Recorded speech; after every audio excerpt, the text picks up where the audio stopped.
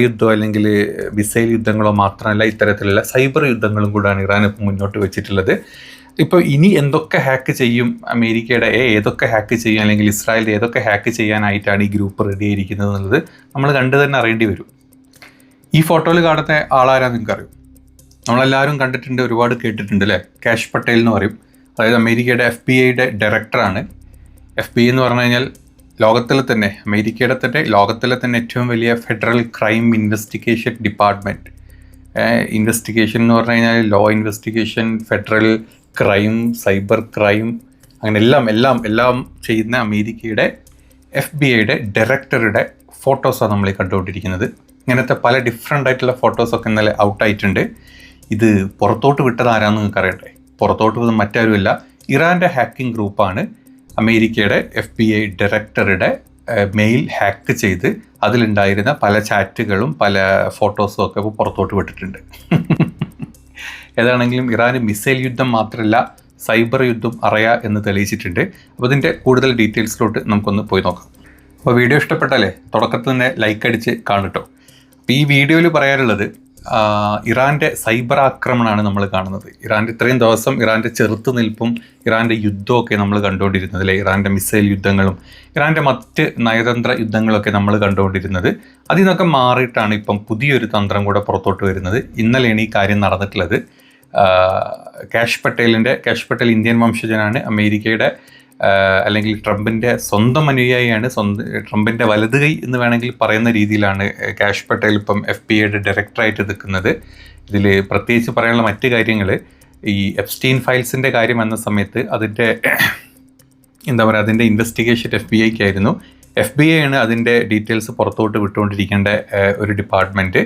അപ്പോൾ അതിൻ്റെ ഭാഗമായിട്ട് അമേരിക്കൻ കോൺഗ്രസ്സിൽ അമേരിക്കയുടെ പ്രതിപക്ഷ പാർട്ടികളിൽ പല സെനറ്റ് അംഗങ്ങളും ചോദ്യം ചോദിക്കുന്നത് കാഷ് പട്ടേലിനോടായിരിക്കും. അപ്പോൾ നമ്മളൊരു വീഡിയോ ചെയ്തിരുന്നു ഒരു 1 month മുമ്പാണ് ആ ഒരു ചോദ്യോത്തരവേള. അതായത് കാഷ് പട്ടേലിനോട് ഈ എപ്സ്റ്റീൻ ഫയൽസിലെ ആളുകളുടെ കാര്യങ്ങളും അതിനെപ്പറ്റി അവിടുത്തെ പെൺകുട്ടികളുടെ കാര്യങ്ങളും അതിൽ വന്ന പേരുകൾ, എന്തുകൊണ്ട് ട്രംപിൻ്റെ പേര് നിങ്ങൾ മറച്ചു വെച്ചു, എന്തുകൊണ്ട് ട്രംപിൻ്റെ പേര് നിങ്ങൾ ഹൈഡ് ചെയ്യുന്നു, ബ്ലാക്ക് ആക്കിയിട്ടൊക്കെയാണ് ആ ഫയൽ കുറേ പുറത്തോട്ട് വിട്ടിരുന്നത്. അപ്പോൾ അതൊക്കെ എന്തുകൊണ്ടാണ് ചോദിക്കുന്ന സമയത്ത് ഒരു അക്ഷരം ഉരിയാടാൻ പറ്റാണ്ട് അമേരിക്കൻ കോൺഗ്രസ്സിലിരുന്ന് ബബ്ബ പറഞ്ഞുകൊണ്ടിരുന്ന കാഷ് പട്ടേൽ നമ്മൾ കണ്ടിട്ടുണ്ട്. എന്തിനാണ്? ട്രംപിനെ ഹൈഡ് ചെയ്ത് വെക്കാനും ട്രംപിൻ്റെ ആ വൃത്തികെട്ട മുഖം പുറത്തോട്ട് വരാണ്ടിരിക്കാനൊക്കെ വേണ്ടിയിട്ട് ഒരുപാട് കഷ്ടപ്പെട്ടതാണ്. പക്ഷേ അതൊക്കെ പുറത്ത് വന്നിട്ടുണ്ട് കുറേയൊക്കെ. അപ്പം അത്രയും വലിയൊരു അമേരിക്കയുടെ ട്രംപിൻ്റെ വിശ്വസ്തനാണ് കാഷ് പട്ടേൽ എന്ന് പറഞ്ഞു വെച്ചതാണ്. ആ വീഡിയോ നിങ്ങൾ കണ്ടത് എൻ്റെ പഴയ വീഡിയോയിലുണ്ട്. പറ്റുകയാണെങ്കിൽ ഞാൻ ഡിസ്ക്രിപ്ഷനിൽ കൊടുത്തിട്ടേക്കാം അതിൻ്റെ ലിങ്കും കൂടെ. അപ്പം ഇയാളിങ്ങനെ കണ്ണുരുട്ടിയിരിക്കുന്ന കുറേ രംഗങ്ങളൊക്കെ അതിലുണ്ട്. അപ്പം ഇത്തരത്തിലുള്ള ഒരാളുടെ പേഴ്സണൽ മെയിലാണ് ഇപ്പം ഇറാൻ്റെ ഹാക്കിംഗ് ഗ്രൂപ്പായിട്ടുള്ള ഹൻതാല എന്ന് പറഞ്ഞിട്ടുള്ള ഗ്രൂപ്പ് ഇപ്പം പൊളിച്ച് ഇന്നലെ എഴുതി കയ്യിലോട്ട് കൊടുത്തിട്ടുള്ളത്. അപ്പോൾ ഇതിൻ്റെ വാർത്തകൾ എന്ന് പറഞ്ഞാൽ ഇറാൻ്റെ പിന്തുണയുള്ള ഹൻതാല എന്ന് പറഞ്ഞിട്ടുള്ള ഹാക്കിംഗ് ഗ്രൂപ്പാണ് FBI ഡയറക്ടർ കാഷ് പട്ടേലിൻ്റെ വ്യക്തിഗത മെയിൽ ചോർത്തിയതായിട്ടുള്ള റിപ്പോർട്ടുകളും അദ്ദേഹത്തിൻ്റെ ബയോഡാറ്റകളും ചിത്രങ്ങളും മറ്റ് ചാറ്റുകളും ഒക്കെ പുറത്തോട്ട് വിട്ടിട്ടുണ്ട്. ആ ചാറ്റുകളും ആ ചിത്രങ്ങളൊക്കെയാണ് നമ്മൾ ഈ കണ്ടുകൊണ്ടിരിക്കുന്നത്. അതായത് അമേരിക്ക പോലത്തെ ഒരു സംഘടന അല്ലെങ്കിൽ ഒരു രാജ്യത്തിൻ്റെ ഇത്രയും വലിയൊരു federal law crime, cyber crime, നിങ്ങൾ എന്ത് വേണമെങ്കിലും എടുത്തോ, ഈ ക്രൈമുകളെല്ലാം അന്വേഷിക്കേണ്ട ഒരു ഫെഡറൽ ഒരു സിസ്റ്റമാണ് ഈ FBI എന്ന് പറഞ്ഞാൽ. അതിൻ്റെ ഡയറക്ടർ വരെ ഇറാനെ ഹാക്ക് ചെയ്യാൻ പറ്റിയെങ്കിൽ ഇറാൻ അത്ര ചില്ലക്കാരല്ല എന്നിപ്പോൾ നിങ്ങൾക്ക് മനസ്സിലായില്ലേ? അമേരിക്ക യുദ്ധം തുടങ്ങുമ്പോഴും ചില്ലറക്കാരായിട്ടുള്ള നത്തോലിയായിട്ടുള്ള ഇറാനെ ആക്രമിക്കാൻ പോയിട്ട് ഇപ്പോൾ അവസാനം സ്രാവിൻ്റെ കടി കിട്ടിയ അവസ്ഥയിലാണ് അമേരിക്കയും ഇസ്രായേലും ഉള്ളത്. അപ്പം ഇതിൻ്റെ സൈനികമായിട്ടുള്ള വിലയിരുത്തൽ പറയുകയാണെങ്കിൽ ഇറാൻ്റെ സൈനിക ശേഷി നശിപ്പിച്ചെന്ന് അവകാശപ്പെടുന്ന സമയത്തും ഇറാൻ്റെ ബാലിസ്റ്റിക് മിസൈലുകളും ഡ്രോണുകളും തീർത്തെന്ന് പറയുന്ന സമയത്തും ഇറാൻ്റെ നേവി കംപ്ലീറ്റ്ലി ഞങ്ങൾ അടിച്ചൊതുക്കി എന്ന് പറഞ്ഞ സമയത്തും ഇറാൻ്റെ നാവികരെ കംപ്ലീറ്റ് തീർത്തു, ഇത് തീർത്തു അത് തീർത്തു ഒക്കെ പറയുന്ന സമയത്തും ഇറാൻ അവിടെ യുദ്ധം ചെയ്തുകൊണ്ടിരിക്കുകയാണ്. വെറും കരയുദ്ധമോ അല്ലെങ്കിൽ മിസൈൽ യുദ്ധങ്ങളോ മാത്രമല്ല, ഇത്തരത്തിലുള്ള സൈബർ യുദ്ധങ്ങളും കൂടാണ് ഇറാൻ ഇപ്പോൾ മുന്നോട്ട് വെച്ചിട്ടുള്ളത്. ഇപ്പോൾ ഇനി എന്തൊക്കെ ഹാക്ക് ചെയ്യും അമേരിക്കയുടെ ഏതൊക്കെ ഹാക്ക് ചെയ്യും അല്ലെങ്കിൽ ഇസ്രായേലിൻ്റെ ഏതൊക്കെ ഹാക്ക് ചെയ്യാനായിട്ടാണ് ഈ ഗ്രൂപ്പ് റെഡി ആയിരിക്കുന്നത് എന്നുള്ളത് നമ്മൾ കണ്ടു തന്നെ അറിയേണ്ടി വരും. ഏതാണെങ്കിലും ഇതൊരു ചെറിയ കാര്യമായിട്ട് എനിക്ക് തോന്നിയില്ല. അതുകൊണ്ടാണ് ഈ ന്യൂസ് നിങ്ങളുമായിട്ടൊന്ന് പങ്കുവെക്കണം എന്ന് തോന്നിയത്. കാരണം ഇത് വേറെ എവിടെയും ഞാൻ അങ്ങനെ കണ്ടില്ല. ഈ ന്യൂസ് ഒരുപാട് ചില മാധ്യമങ്ങളൊക്കെ വന്നിട്ടുണ്ടെങ്കിലും നമ്മുടെ മലയാള മാധ്യമങ്ങളിലൊന്നും ഇത്തരത്തിലുള്ള വാർത്തകളൊന്നും വരാറില്ല. തിരിച്ച് ഖാംനയുടെ പേഴ്സണൽ മെയിലോ അല്ലെങ്കിൽ കാംനയുടെ മെയിലൊക്കെയാണ് ഇപ്പം ഹാക്ക് ചെയ്തത് എങ്കിൽ എന്തായിരുന്നു ഇവിടെ അവസ്ഥ അല്ലേ? ഓ, അമേരിക്കയുടെ ഹാക്കേഴ്സ് നമുക്ക് നിങ്ങൾ കണ്ടോ, ഞങ്ങളിതാ ഇത് ഹാക്ക് ചെയ്തു എന്നൊക്കെ പറഞ്ഞ് നമ്മുടെ പത്രമാധ്യമങ്ങളിലൊക്കെ വന്നതിന് അത് ഇവിടെ ആണെങ്കിൽ അതൊന്നും വരാൻ ചാൻസ് ഇല്ല. പ്രത്യേകിച്ച് ഒരു ഇന്ത്യൻ വംശജനുമാണ് കൂടെ നിങ്ങൾ ആലോചിക്കണം കേട്ടോ, ഒരു മോദി ഭക്തനും കൂടെ ആണ്, അത് നിങ്ങൾ ആലോചിക്കണം. ഓക്കെ, ഇനി ഇന്നലത്തെ മറ്റ് ചില കാര്യങ്ങൾ ഞാനിപ്പോൾ ഈ വീഡിയോ രാത്രിയാണ് ചെയ്യുന്നത്, രാത്രിയിലുള്ള അപ്ഡേറ്റ്സുകളാണ്. ചിലപ്പോൾ രാവിലെ ഞാൻ അപ്ലോഡ് ചെയ്യുന്ന സമയത്തിൻ്റെ ഇടയ്ക്ക് മറ്റ് ചില കാര്യങ്ങൾ നടന്നു കാണും, പക്ഷെ അതുവരെയുള്ള കുറച്ച് അപ്ഡേറ്റുകൾ. ഇറാൻ്റെ തന്നെ ഏറ്റവും വലിയ മറ്റൊരു ആണവ കേന്ദ്രത്തിലോടും അമേരിക്കയുടെയും ഇസ്രായേലിൻ്റെയും ശക്തമായിട്ടുള്ള ആക്രമണം നടന്നിട്ടുണ്ട്.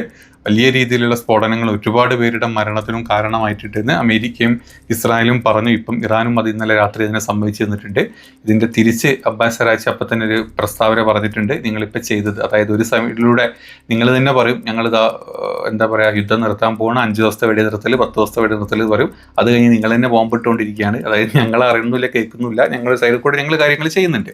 അപ്പോൾ ഇത്തരത്തിലുള്ള കാര്യങ്ങൾ നിങ്ങൾ അവിടുത്തെ ജനവാസ കേന്ദ്രങ്ങളിലോട്ടും അവിടുത്തെ സ്കൂളുകളിലോട്ടും അല്ലെങ്കിൽ അവിടുത്തെ മറ്റ് സ്ഥലങ്ങളിലോട്ടും നിങ്ങൾ ഇമാതിരി പരിപാടി കാണിക്കുകയാണെങ്കിൽ ഇതിന് നിങ്ങൾ വലിയ വില നൽകേണ്ടി വരും. ഇറാൻ എപ്പോഴൊക്കെ വലിയ വില നൽകേണ്ടി വരും എന്നും പറഞ്ഞിട്ടുണ്ട സമയത്തും ഇറാൻ്റെ ഏതൊക്കെ നേതാക്കൾ മരിക്കുന്ന സമയത്തും ഇറാൻ തിരിച്ചടിക്കും എന്ന് പറഞ്ഞപ്പോൾ ഒക്കെ തിരിച്ചടി കൊടുത്തിട്ടുണ്ട്. അതൊക്കെ അമേരിക്കയുടെ ആസനത്തിൽ തന്നെ വന്ന് പൊട്ടിയിട്ടുമുണ്ട്.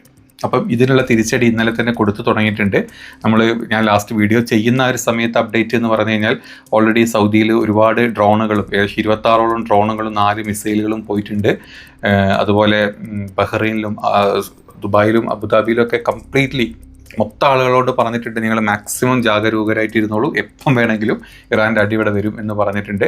മാത്രമല്ല പ്രത്യേകിച്ച് അമേരിക്ക ഉടമസ്ഥാവകാശത്തിലുള്ള അതുപോലെ തന്നെ ഇൻവെസ്റ്റ്മെൻറ്റുള്ള കമ്പനികൾ, വെറും ബേസുകളല്ല, അമേരിക്കൻ കമ്പനികളിൽ വർക്ക് ചെയ്യുന്ന ആൾക്കാരോടൊക്കെ സൂക്ഷിച്ചോളാനും മാറിക്കോളാനും പറഞ്ഞിട്ടുണ്ട്. കാരണം ഇറാൻ ആക്രമിക്കാൻ ചാൻസസ് ഭയങ്കര ഹൈ ആണ്. കാരണം ഇറാനിലോട്ട് ഇപ്പോൾ ഇവർ കാണിച്ചിട്ടുള്ള ഈ ആണവ നിലയത്തിലോട്ട് മാത്രമല്ല, അതിൻ്റെ കൂടെ തന്നെ ഒരുപാട് ഓഫീസുകളിലോട്ടും അവിടുത്തെ ബിസിനസ് ബിൽഡിങ്ങുകളിലോട്ടും ഒക്കെയാണ് ഇപ്പം ഇവർ ആക്രമണം അയച്ചുവിട്ടു. അപ്പോൾ തിരിച്ച് ഇറാൻ അടിക്കാൻ പോകുന്നത് ഇത് തന്നെ ആയിരിക്കും. ഇന്നലെ രാത്രി അടിച്ചിട്ടുണ്ടെങ്കിൽ അടിച്ചു കിട്ടിയിട്ടുണ്ടാവും, അത് ബാക്കി ഉണ്ടെങ്കിൽ ഇന്ന് തിരിച്ചടിക്കും എന്നുള്ള കാര്യം ഉറപ്പാണ്. അപ്പം ഇങ്ങനെ ഒരു വാർത്ത അവിടുന്ന് വരുന്നുണ്ട്. എല്ലാവരും ഒന്ന് സ്ട്രിക്റ്റ് ആയിട്ട് നോക്കി തന്നെയാണ് ഇരിക്കുന്നത്. പ്രത്യേകിച്ച് പ്രവാസികൾ സൂക്ഷിച്ചും കണ്ടൊക്കെ ഇരുന്നോളൂ. എത്രയൊക്കെ പ്രശ്നമില്ല എന്ന് പറഞ്ഞാൽ അവിടുത്തെ പ്രശ്നങ്ങൾ എന്താണെന്നുള്ളത് എല്ലാവർക്കും അറിയാം. അവിടുത്തെ ഒരു അവസ്ഥ സാമ്പത്തികമായിട്ടും എല്ലാം കൊണ്ടും ഏതവസ്ഥയിലാണ് ഇപ്പം ഗൾഫ് നിൽക്കുന്നത് നമുക്ക് എല്ലാവർക്കും അറിയാം. അപ്പോൾ എല്ലാവരും സൂക്ഷിച്ചും കണ്ടൊക്കെ നിന്നോളാം. അത് മാത്രമല്ല, അമേരിക്കയുടെ ടൊമാഹോക്ക് എന്ന് പറഞ്ഞിട്ടുള്ള മിസൈലുകൾ ഇന്നലെ ഇറാൻ ഒരുപാട് മിസൈലുകൾ ഏകദേശം അടിച്ചിട്ടതായിട്ടുള്ള ന്യൂസുകൾ വരുന്നുണ്ട്. ഇത്രയും ദിവസത്തിൻ്റെ ഇടയ്ക്ക്, ഈ 27 ദിവസത്തിൻ്റെ ഇടയ്ക്ക് അമേരിക്ക ഏകദേശം 850ഓളം ടൊമാഹോക്ക് മിസൈലുകളാണ് ഇറാനിൽ വിക്ഷേപിച്ചത്. ഇത് അമേരിക്കയുടെ വലിയൊരു ശേഖരമെന്ന് പറയുന്നത്. ഇത് ഇത്രയും മിസൈലുകൾ, ഈ ഒരു മിസൈലുകൾ അമേരിക്കയുടെ ഏകദേശം ഒരു 70% തീർന്നിട്ടുണ്ട് എന്നാണ് പറയുന്നത് ഈ മിസൈലുകൾ. അപ്പോൾ അതിൻ്റെ കൂടെ തന്നെ ഈ മിസൈലുകൾ ഇപ്പോൾ 27-ാം തീയതി ഇന്നലെ ഖുർദിസ്ഥാൻ പ്രവിശ്യക്ക് മുകളിൽ വെച്ചിട്ട് അമേരിക്കയുടെ ഇത്തരത്തിലുള്ള ക്രൂയിസ് മിസൈലുകൾ ഇറാൻ്റെ സേന വെടിവെച്ചിട്ടതായിട്ട് അതിൻ്റെ ഫോട്ടോസും വീഡിയോസും ഒക്കെ ആയിട്ടാണ് ഈ ഒരു പ്രസ്താവന മുന്നോട്ട് വരുന്നത്. ചെറിയൊരു കാര്യമല്ല ഈ മിസൈലുകളെ വെടിവെച്ചിടുക എന്നുള്ളത്. പിന്നെ ഡ്രോണുകളും യുദ്ധവിമാനങ്ങളും നമ്മൾ കണ്ടു കഴിഞ്ഞ ദിവസം എത്രത്തോളം ഡ്രോണുകളും എത്രത്തോളം യുദ്ധവിമാനങ്ങളും IRGC വെടിവെച്ചിട്ടുണ്ട് എന്നുള്ളത് നമ്മൾ കണ്ടിട്ടുണ്ട്. അപ്പോൾ ഇതൊക്കെയാണ് ഇന്നലെ രാത്രി നടന്നിട്ടുള്ള ചില പ്രധാന സംഭവങ്ങളായിട്ട് പറയാനുള്ളത്. ഇന്ന് രാവിലത്തെ അപ്ഡേറ്റ് എന്താ നോക്കട്ടെ. അറിയാത്തവർക്ക് അത് പറഞ്ഞുതരാം, കേട്ടവർക്ക് ഒന്നുകൂടെ കേൾക്കണമെന്നുണ്ടെങ്കിൽ ഒന്നുകൂടെ കേൾക്കാം. അപ്പോൾ ഓക്കെ, വീഡിയോ ഇഷ്ടപ്പെട്ടെങ്കിൽ മാക്സിമം നിങ്ങളെ സപ്പോർട്ട് തരാം. ശരി.